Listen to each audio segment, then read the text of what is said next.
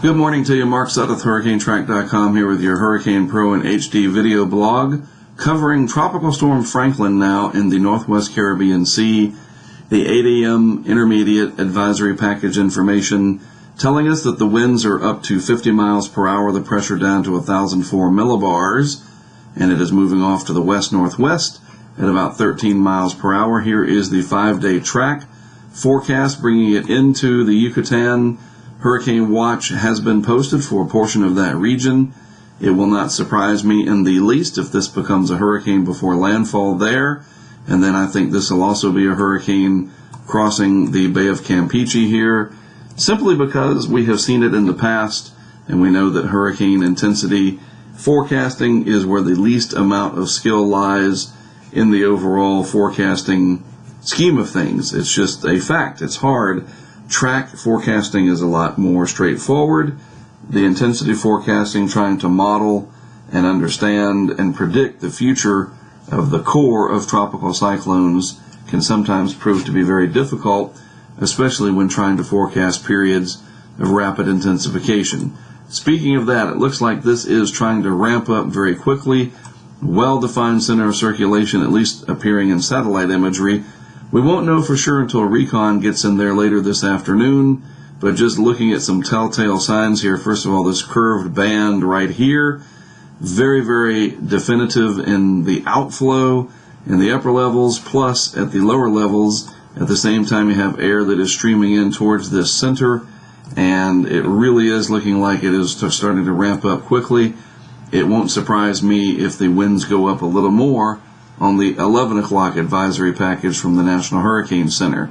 Upper level winds are very favorable in the area. Anticyclonic flow aloft, which is an exhaust system for the system to get the air that's converging at the surface to go out at the top of it in around the 100 to 250 millibar level, way up high, 40,000 feet or so.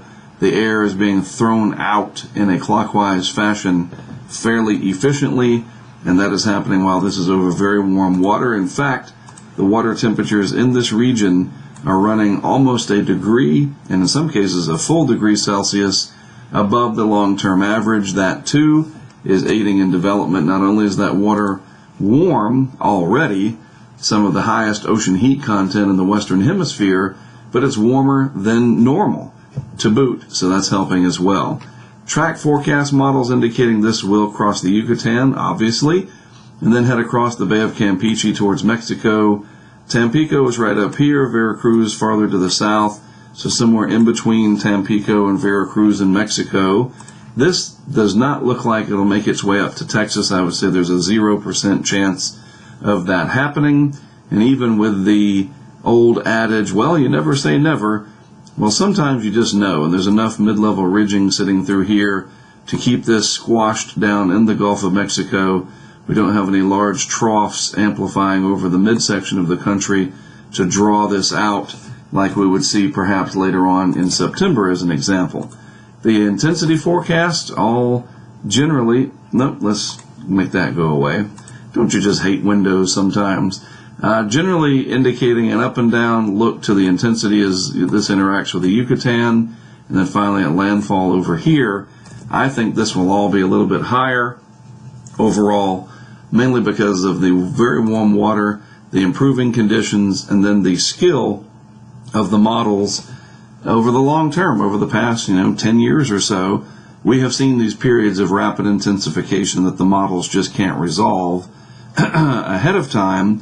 And so it wouldn't surprise me at all if this becomes a hurricane before making landfall in the Yucatan, and then I would expect that it would be a hurricane following the statistical modeling here, the ship's forecast statistical intensity hurricane prediction scheme, by the time it makes landfall here in about 60 hours or so, 60 to 72 hours across the Bay of Campeche. All right, so we will keep tracking it. Of course, you have a lot of tools that you may do so in Hurricane Pro and HD, so I encourage you to do that.